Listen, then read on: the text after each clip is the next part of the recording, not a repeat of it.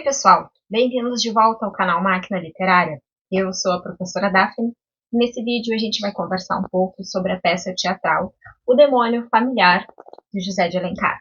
Eu vou também recomendar para vocês alguns textos que eu li como textos de apoio, e um deles, e talvez até o principal deles, é esse aqui, chamado O Teatro de Alencar e a Imaginação da Sociedade Brasileira, escrito pelo Antônio Herculano Lopes.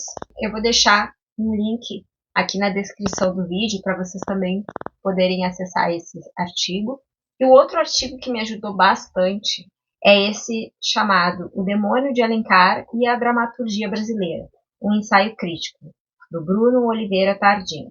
E a produção literária do José de Alencar está fortemente ligada ao movimento literário do romantismo, que é um movimento artístico-literário que valorizava a emoção, o individualismo e o nacionalismo.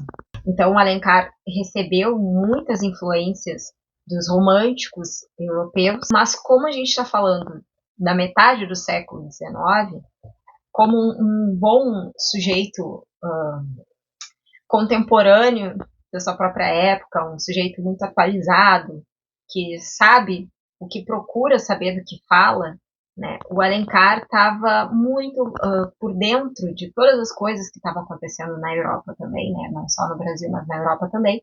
Entre elas, essa mudança do estilo literário do romantismo para o realismo. Em 1857, na França, que é um dos países europeus referência para esse pensamento burguês ascendente aqui no Brasil, e também para o José de Alencar. Na França estava sendo lançada o romance do Gustave Flaubert, né? Madame Bovary, e é um romance realista, praticamente estava inaugurando o realismo na Europa. Então o Alencar era um cara atualizado, com certeza começou a perceber as influências da arte também europeia e buscou mesclar isso com a cultura brasileira. E no Brasil do século XIX, não só os romancistas, como os poetas, mas também os dramaturgos estavam buscando uma identidade nacional própria, muito por dentro dessa influência europeia.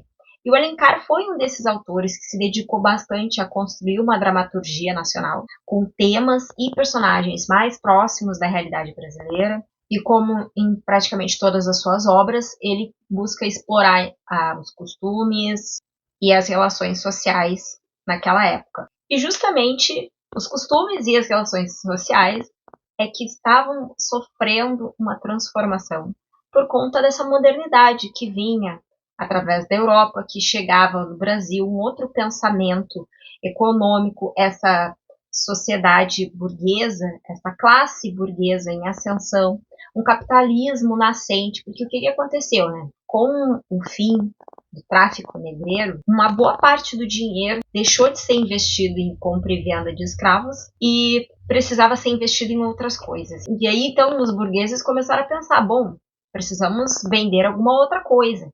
E aí começaram a vender esses valores simbólicos, materiais e simbólicos que vinham da Europa. E isso aqui acabou influenciando bastante nas relações sociais, né, nos costumes das pessoas aqui no Brasil.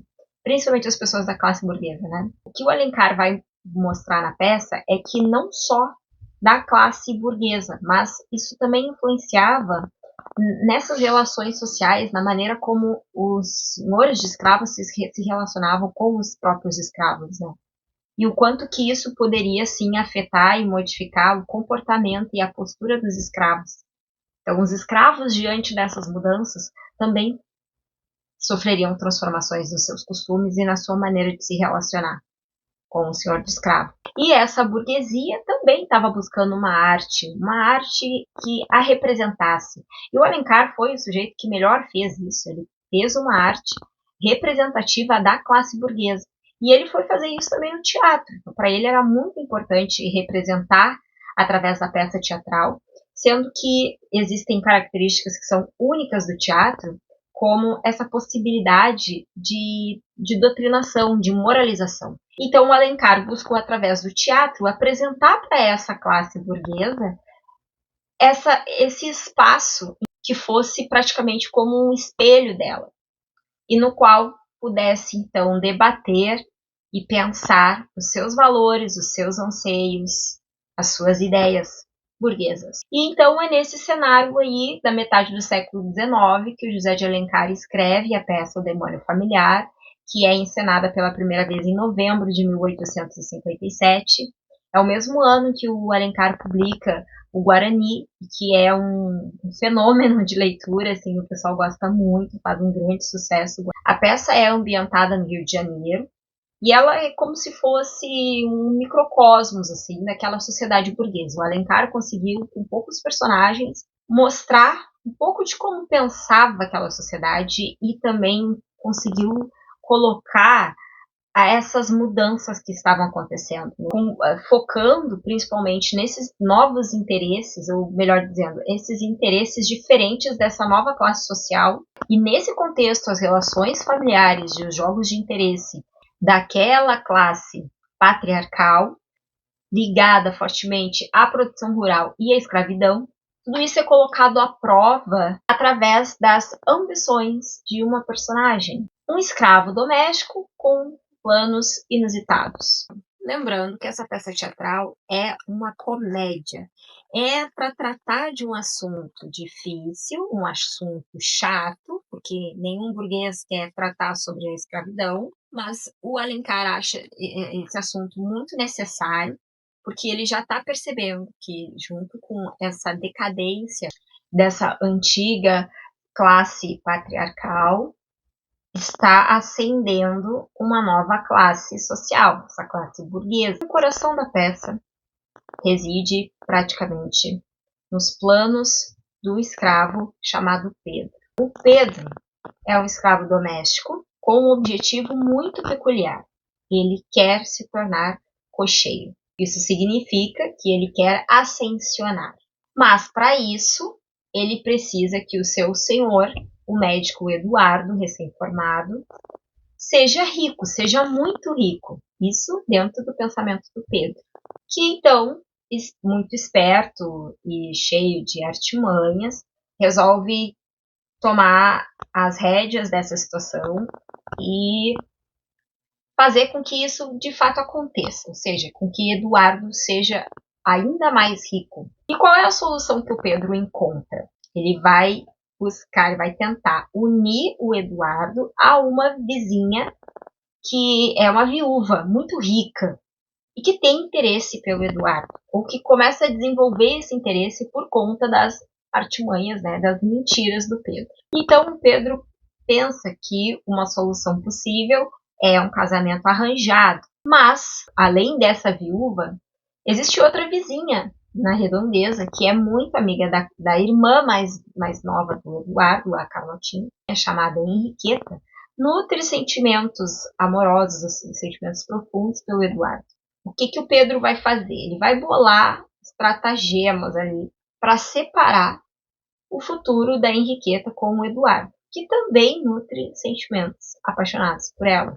Então esse primeiro nó é justamente esse nó entre a Henriqueta e o Eduardo e essa tentativa do Pedro em separar os dois. Quando o Eduardo descobre toda essa trama feita pelo Pedro, é meio tarde demais, porque a Henriqueta já está prometida para um outro sujeito, um tal de Azevedo, que na verdade é um amigo rico do Eduardo, e, digamos assim, ele é o total antagonista do Eduardo. E aí o que o Pedro precisa fazer agora? Ele precisa separar a Henriqueta do Azevedo. Porque, na verdade, o que ele estava fazendo? Ele estava tentando aproximar o Eduardo da viúva rica, enquanto afastava, despistava um pouco o interesse do Eduardo pela Henriqueta. Enquanto isso acontecia, o pai da Henriqueta, o senhor Vasconcelos, ele já dava um jeitinho de aproximar a Henriqueta do Azevedo.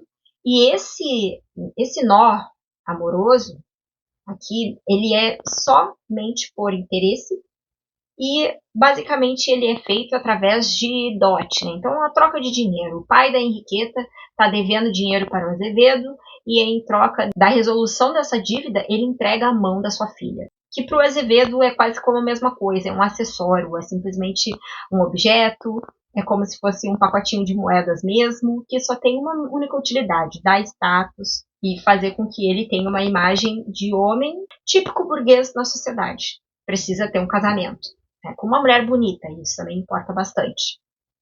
Mas isso é um costume da época, principalmente, tá? Não é unicamente o interesse, um motivo do Azevedo. Tanto que esse personagem é uma caricatura dessa representação, desse pensamento que se tinha muito fortemente no século XIX aqui no Brasil. Então, qual é a nova aposta do Pedro? Ele vai tentar afastar o Azevedo da Henriqueta para que ele consiga reaproximar a Henriqueta do Eduardo. E chega para lá naquela viúva. E para conseguir afastar o Azevedo, ele começa a criar essas intrigas entre o Azevedo e a Henriqueta, simplesmente começa a falar para o Azevedo coisas negativas sobre a Henriqueta e coisas negativas sobre o Vasconcelos, que seria seu futuro sogro. Só que, ao mesmo tempo, ele precisa apresentar para o Azevedo alguém que seja, talvez melhor, mas boa o suficiente para despertar mais interesse nele do que a Henriqueta. E aí o que ele faz? Ele aproxima o Azevedo da Carlotinha. Acontece que a Carlotinha já tem um interesse amoroso pelo Alfredo, que também é um amigo do Eduardo, porém o Alfredo não é um amigo rico. Então, para o Pedro, se o Azevedo encaixasse com a Carlotinha, estaria tudo resolvido. Porque aí o Azevedo também rico, a Carlotinha também ficaria muito rica, e dava elas por elas, né? Mesmo que a Henriqueta não fosse assim tão rica, a Carlotinha com o Azevedo, pronto, conseguiriam ter bastante dinheiro na família, para ele poder se tornar cocheiro. Bom, e aí então, as relações entre esses personagens tá um caos. Ninguém mais se entende, ninguém mais entende o que está acontecendo. Mas o Eduardo é como se ele tivesse uma clareza maior da situação. E como ele já tinha descoberto essa primeira artimanha do Pedro, em tentar afastar ele da Henriqueta, ou simplesmente aproximar o Eduardo dessa viúva rica, para que ele fosse um senhor ainda mais rico, o Eduardo tendo descoberto isso, é como se ele tivesse ficado com uma pulga atrás da orelha, então ele tá sempre desconfiando do Pedro. Ah, aconteceu alguma coisa estranha? Acho que já sei quem foi. E ele busca resolver esses problemas para poder ficar com a Henriqueta. Os problemas financeiros, econômicos da família da Henriqueta, né? No caso do pai da Henriqueta. Mas aí o Eduardo acaba descobrindo todas as artimanhas que o Pedro fez, desfaz toda essa teia de mentira, esclarece todos os mal-entendidos, coloca cada casal no seu lugar, Eduardo com a Henriqueta, o Alfredo com a Carlotinha, a ordem é restabelecida e a família burguesa brasileira encontra o seu tão esperado final feliz. Mas o que acontece com o Pedro? Será que o final do Pedro também é feliz? Para quem será? Surpreendentemente ou não, o Pedro não recebe nenhum castigo físico, lembrando que ele é um escravo doméstico. Então, o tratamento é um pouco diferenciado do escravo da senzala. Porém, é apresentada para ele a sua carta de alforria. Ele é liberto. E dessa forma, ele se torna responsável por todos os atos que ele cometer, tendo que aprender no mundo, pelo mundo, talvez a mensagem seja da pior maneira, os princípios, os valores que ele não conseguiu desenvolver dentro da casa grande com seus senhores, como o respeito e a educação. E o Pedro é quem seria esse demônio familiar. É muito curioso como o Alencar coloca no título da peça um dos assuntos que durante a peça inteira não parece um assunto central. Mas se está no título, com certeza é porque a gente tem que dar muita atenção a esse tema. Então, o demônio familiar, ele está falando de um escravo dentro da casa grande. A gente tem que prestar muita atenção nisso, nesse aspecto dessa obra. A gente tem que lembrar também que, como tem essa influência do realismo europeu vindo aqui no Brasil, existe uma mescla de elementos românticos com muitos elementos realistas. A forma como as personagens foram elaboradas, construídas, tem muito disso. Tem um aspecto romântico ainda muito forte, mas uma influência realista muito evidente também. Bom, vamos começar pelo Pedro. O Pedro é um criado esperto à brasileira, ou seja, é um princípio de um malandro, que mais tarde o Antônio Cândido também vai teorizar sobre isso. É um tipo clássico que existe na comédia. Um malandro, ele é vivo, ele é muito perspicaz e ele tem uma personalidade capaz de enganar, de manipular as pessoas para que elas possam fazer aquilo que ele quer. Mesmo sendo um escravo doméstico, sem uma instrução formal, ele não recebeu educação formal, ele é ardiloso, ele é esperto. Em nenhum momento o Alencar, os personagens dizem que ele é inteligente. Então, inteligência é algo muito diferente dessa malandragem. E é assim que o Alencar vai construindo a personalidade dessa personagem. Mas tem um momento na peça em que o Pedro mesmo se compara ao Fígaro, que é o barbeiro de Sevilha, que é um cara assim também, de muitas artimanhas. E nesse ponto aqui a gente fica pensando assim, poxa vida, será que o Pedro não é inteligente mesmo? Porque ele consegue observar, como que ele sabe essas características do Fígaro nessa peça teatral, como que ele entende isso? Não só essa maneira de manipular e de enganar os personagens, mas ele passa o tempo inteiro caluniando vários dos personagens que ele está justamente querendo, que ele está negativando ali dentro do plano dele. Então, o Pedro é um personagem que é o articulador de toda a trama. Por isso que ele é muito importante, mas lembrando que ele é um escravo, ele é um menino e ele gosta muito de sair, de andar pelas ruas do Rio de Janeiro. Então, ele está acompanhando essa modernidade material que está acontecendo, que está vindo da Europa, da França principalmente. Ele está acompanhando isso. Ele vê a expansão do espaço feminino do privado para o público, e ele tenta colocar isso também na cabeça da Carlotinha. Então ele é muito, além de muito esperto, ele é inteligente, só que o Alencar não vai colocar isso dessa maneira. O Eduardo, que vai ser considerado aquele personagem chamado Raisonneur. que é o personagem que é o porta-voz do autor e é aquele que representa todos os valores da sociedade burguesa, em especial. Então, o Eduardo, ele é a representação do pensamento do homem burguês. Então, ele é o protagonista da ação, porque ele é o herói, ele é um mocinho, ele é o que resolve todas as complicações que são feitas pelo Pedro. Tá?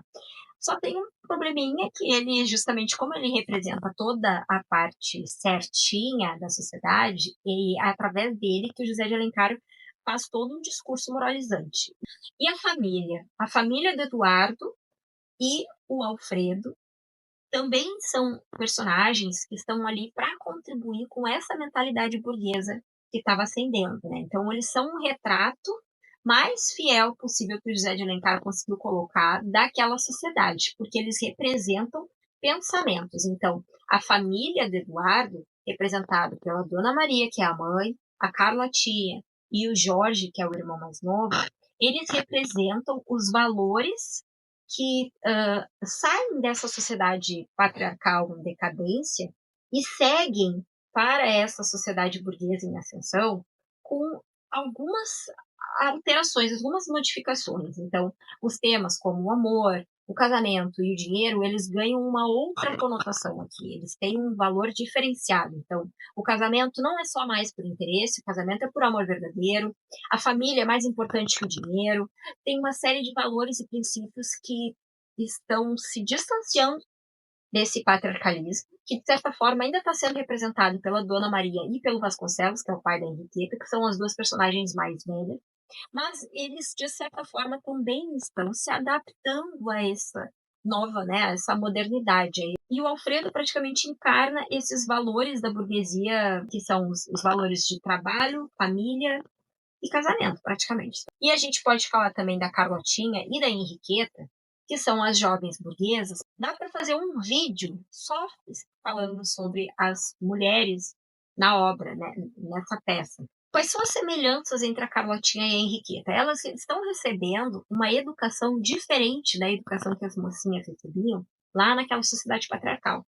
Então agora elas recebem uma educação mais formal. Elas aprendem línguas, aprendem arte, aprendem música, elas têm um forte senso de moralidade, então elas são muito bem doutrinadas. Né? E o Alencar, ele coloca assim, né, essa comparação entre essas gerações. Então essas duas jovens, elas são mais independentes e refinadas do que as mães delas. Elas foram criadas para a sala, para as relações sociais. Elas não são mais criadas para ficarem reclusas. Então, isso é uma mudança muito. Naquela época, é uma mudança muito significativa. Para nós, pode parecer uma coisa muito boba, né? Mas naquela época não era. E o Jorge, não vamos esquecer que, como ele era o mais jovenzinho dos personagens, ele também tinha uma relação muito próxima do Pedro. E o Pedro se utilizava do Jorge para manipular. E o Jorge, justamente por ser o mais novo, por ser o mais ingênuo, que tem menos experiência, era aquele mais fácil de ser manipulado.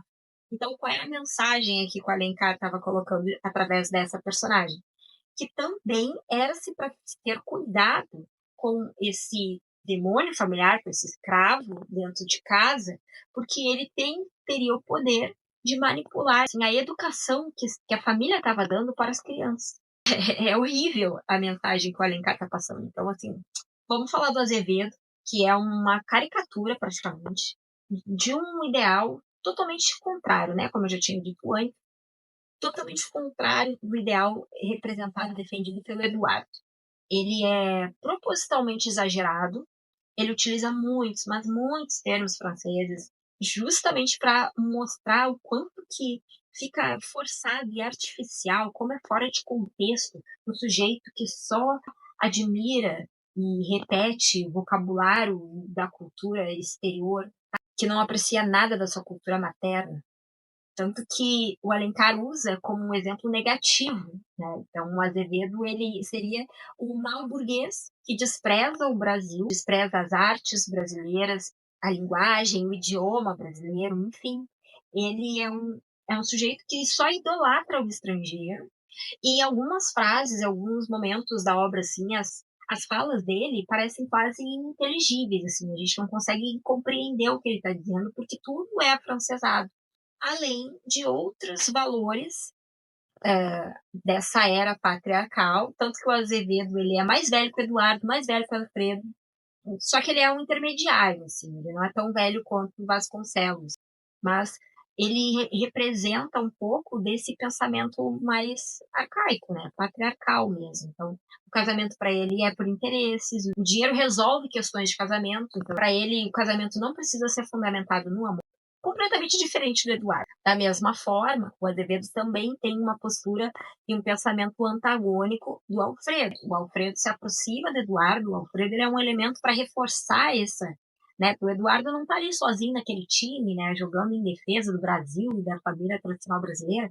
Tem o Alfredo junto. E o Alfredo, em algumas cenas também, né? O Alencar coloca eles lado a lado, frente a frente, para poder gerar esse embate de ideologia. Então, existe um embate de ideologias a respeito da arte no Brasil. Então, o Alencar ele utiliza das personagens dele para passar a própria ideologia dele, né? Expressar esse nacionalismo e essa defesa que ele fazia da existência de uma arte nacional, e mesmo escrevendo dentro de um modelo importado, e eu acho isso muito engraçado, né? Então, o cara tinha princípios e ideologias nacionalistas, mas o modelo que ele estava utilizando era um modelinho importadinho lá.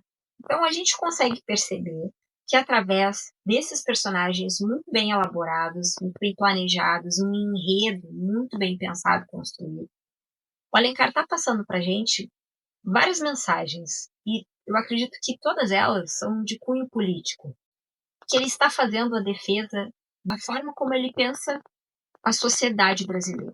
Mas é assim, de uma maneira sutil. Que a gente pode até dizer assim, olha só, né? O José de Alencar trouxe um assunto tabu para dentro do teatro. Mas a gente tem que entender o seguinte, pode até ser um assunto tabu, só que ele não trouxe para o teatro para tratar como um assunto tabu. Ele trouxe para tratar porque era de interesse da classe burguesa, ou melhor, deveria ser de interesse da classe burguesa. Porque, afinal de contas, qual é a questão aqui, né? É importante ou não é importante ter escravo dentro da casa grande? O que se tem que fazer com o escravo? Qual é, afinal de contas, essa mensagem que o Alencar está passando para a burguesia? Imaginem um teatro lotado de gente burguesa, pequeno burguês, grande burguês, médio burguês, só tem burguês dentro daquele teatro. E uma peça que está colocando pela primeira vez um escravo com fala, com características, com ambição. Qual é a mensagem que está sendo passada nesse momento? Isso aqui é que é a parte mais interessante da peça e que muitas vezes vai fazer a gente pensar que com essa alforria que o Eduardo dá para o Pedro, vai fazer a gente pensar que o Alencar, olha só, ele nem é tão anti-abolicionista assim. Ele tá colocando na peça um assunto tabu, ele tá falando sobre preto, ele tá falando do escravo, e olha só, ele tá libertando um escravo. Então, será que não é a favor da abolição da escravatura? Creio que não. Justamente porque isso tudo está muito ligado com essa evolução, com essa modernidade que tá nascendo. Esse hábito de ter escravos domésticos era muito antigo. Então, ele é um hábito característico dessa mentalidade patriarcal, arcaica, oligárquica, que o Alencar está percebendo em decadência. Então, é como se ele estivesse também passando essa mensagem de que, olha, não é assim tão importante ter um escravo doméstico. O escravo doméstico, ele não é só não necessário, como já é um hábito ultrapassado. E a sociedade burguesa, essa classe burguesa, ela precisa ser moderna. E ser moderna, nesse caso, é não ter escravos dentro da sua casa. É manter os escravos lá na lavoura do café, bem longe da família. Porque dentro, a família, na perspectiva do Alencar, na construção que o Alencar faz da bondade desse burguês escravocrata, como é que ele elabora esse perfil da família burguesa? Ele elabora com base no sentimento, no afeto, na afetividade.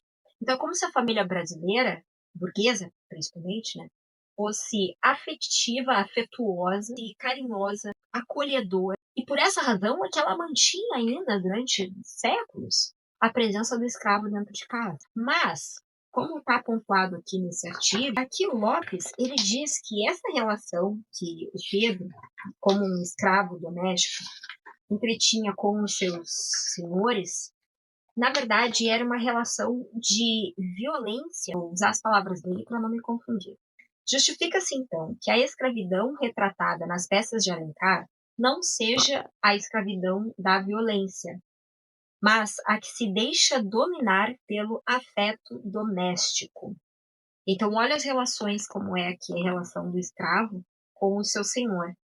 Então, a Pedro, o escravo doméstico, Eduardo e o Raisonné e senhor da casa diz: não te trato mais como um amigo do que como um escravo, não impede que haja claros indícios na peça de que isso não é verdade, da maneira como o Eduardo chama o Pedro, e chama de répteis venenosos. Então, em vários momentos da peça, eles chamam o Pedro de moleque, capetinha, e o tratamento deles, né, falam em relação à sua vadiagem, vadio, chamando de vadio. Então, tem muita nomenclatura, muita desinência muito negativa, muito depreciativa. E isso faz com que a gente pense, olha, essa escravidão não é assim tão afetiva, não, né? Não é porque ele não recebe castigos físicos que ele não é violentado. E o Pedro, ele sabe os limites dele. Ele sabe que, apesar de estar na casa grande, ele ainda é um escravo. Ele ainda é um sujeito inferior aos seus senhores. Tanto que a cena que está aqui também representada, que é a cena dele com o Jorge.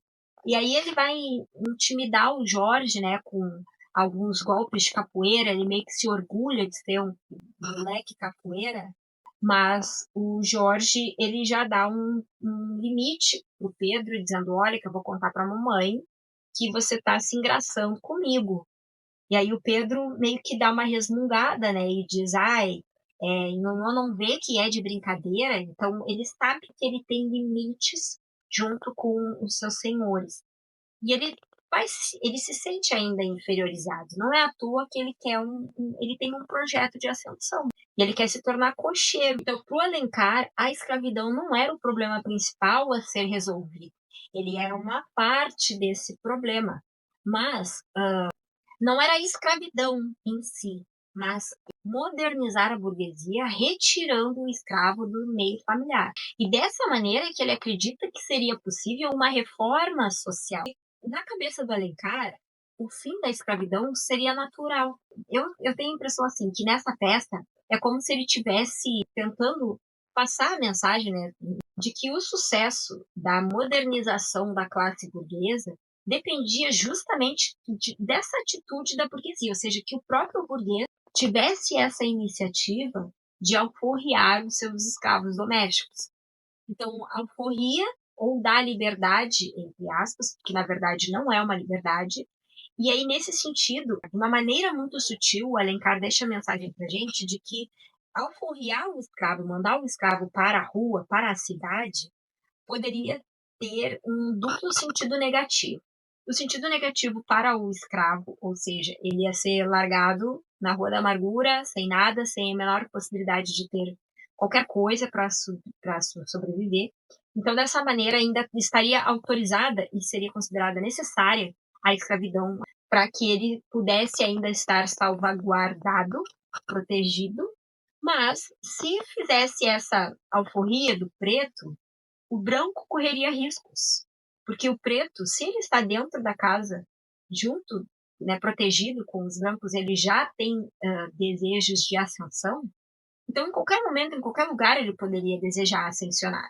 Então é como se o preto, de qualquer forma, o escravo, ele tivesse tendo ambições e ele não pudesse ter ambições sociais. A ambição social é algo burguês, é um princípio burguês, é o burguês que tem que ascensionar. Ele que tem que ficar mais rico, mais dono de mais coisas, e ter mais posses, e mais dinheiros, e mais terras. E o preto não. O escravo não pode. Né? Então é como se ele estivesse passando essa mensagem de que se precisa pensar em como extinguir a escravidão, mas de uma maneira natural, sem que isso abalasse a economia e as relações sociais da burguesia, né, dentro do meio familiar da burguesia também. E essa peça, sendo uma lição, uma demonstração moralizante do que pode acontecer, ou de como que a família burguesa deve proceder em caso disso acontecer, né? No caso da família perceber que o escravo se intromete demais nas suas relações familiares, a ponto de impedir a realização dos projetos da família burguesa. Esse escravo deve sim ser afastado. Nesse caso da obra é com alforria, pode ser com alforria mesmo, o importante é tirar o escravo da reta.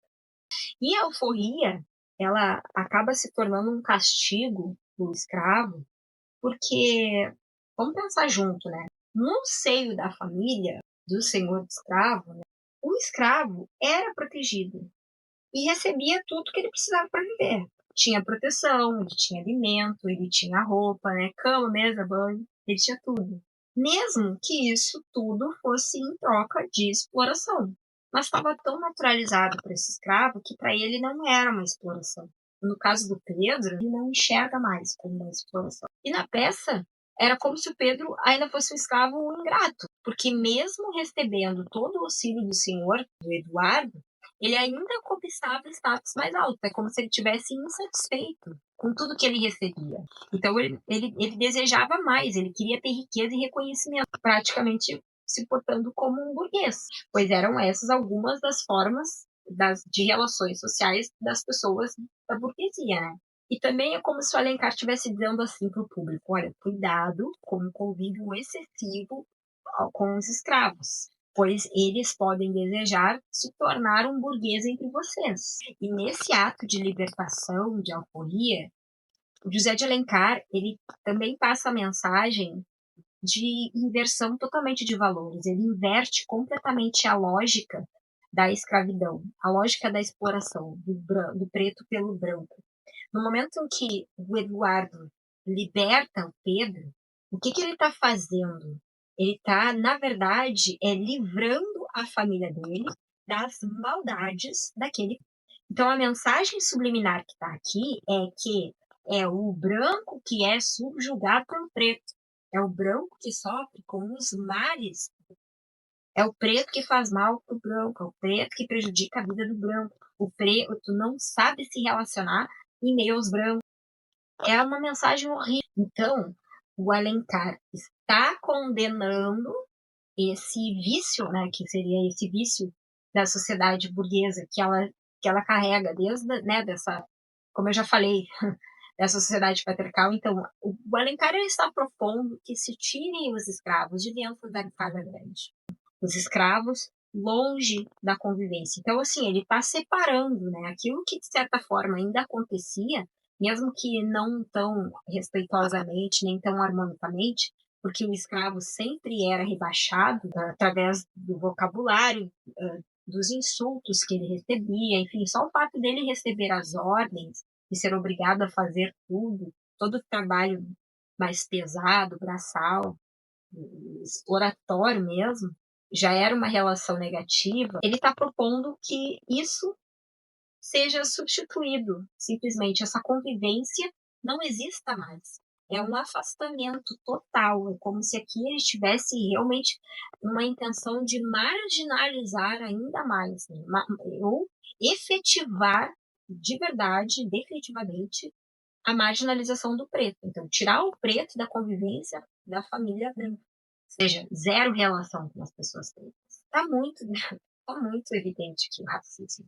Só que ele vem disfarçado desse pretexto que é esse valor burguês, que é o trabalho. Se o próprio burguês ele conquista tudo do seu próprio trabalho, ele não precisa de ninguém. Ele já não precisava necessariamente de um escravo trabalhando para ele. Ele vai entender que a preservação, né, a manutenção dos escravos dentro das suas casas é completamente desnecessário. Então, é como se para o Alencar essa atitude da burguesia é um elemento fundamental para essa modernização. Assim, José de Alencar era anti-abolicionista, mas ele acreditava num fim gradual da escravidão. Ele achava que fosse um fim, como foi em 1888, assim, tipo, brusco, né? Ia afetar demais a economia, ia afetar demais as relações sociais e a lógica burguesa, né? Então ele defendia que fosse uma abolição mais gradual, né? Isso dentro da cabeça dele, como político, e burguês também, né? Não vamos nos iludir mais, esta não é, pelo menos na minha leitura, na minha percepção, não é uma peça abolicionista, é uma peça, não digo anti-abolicionista, mas é que eu comecei dizendo assim, ó. Só que essa peça, ela não fica nem em cima do muro, ela tem uma falsa aparência de em cima do muro, mas ela está defendendo claramente que se tire o escravo de dentro da casa, da casa grande, para que se modernize essa sociedade burguesa, mas que o escravo, de certa forma, ele ainda é necessário para essa transição. E aí, o que se faz com o escravo depois de liberto? E eu acho que sim, acho que antes mesmo da abolição da escravatura, os homens, principalmente, já os políticos, muito com certeza, os burgueses, né, esses caras da classe social pensante, dominante, eles já estavam pensando e planejando como que seria feito, forjada essa abolição aqui no Brasil. Como que eles iriam é, marginalizar todos os pretos quando finalmente tivessem que abolir a escravidão. Então, a abolição é um projeto pensado, né, e já começou a ser colocado em prática anos antes, e eu acredito que essa peça do Alencar é um elemento artístico, sim, artístico, mas que contribui com essa ideologia desse projeto, que é um abolicionismo burguês, né, que responde e corresponde somente aos interesses da classe burguesa. Então, não é abolicionismo. Bom, pelo menos na minha percepção não é. Eu acho que era isso que eu tinha para dizer. Eu espero que esse vídeo ajude vocês na leitura, na compreensão, no entendimento dessa obra, que os artigos que eu comentei e que embasaram muito dessa minha perspectiva disso que eu comentei aqui com vocês, vale muito a pena a leitura deles. E é isso, gente. Se vocês quiserem mais algum outro assunto, se vocês quiserem um segundo vídeo para a gente conversar só sobre a questão da feminilidade, da representação das mulheres, porque vou fazer mais uma provocação aqui, né? Se o escravo, que é quem toma todas as tarefas da casa, é retirado do meio familiar, retirado da casa, quem é que vai passar a fazer as tarefas de casa, né? Então, eu acho que aí já tem bastante pano para manga, para uma outra manga aí para a gente conversar, para a gente tecer aí nossos pensamentos, nossas ideias, nossas críticas. Se tiver interesse, Deixa aqui nos comentários, me conta se querem um vídeo pra gente falar só sobre o papel da mulher, do amor, do casamento, né, da família aqui do Beleza. Que aí a gente pode conversar um pouquinho mais sobre esse tema dentro da peça Demônio Familiar. Então é isso, espero ter ajudado vocês, espero que gostem. Curte o vídeo, né? Se tu chegou até aqui e não curtiu ainda, tá na hora de curtir. E se inscreve no canal e vem acompanhar os próximos vídeos que eu vou postar aqui.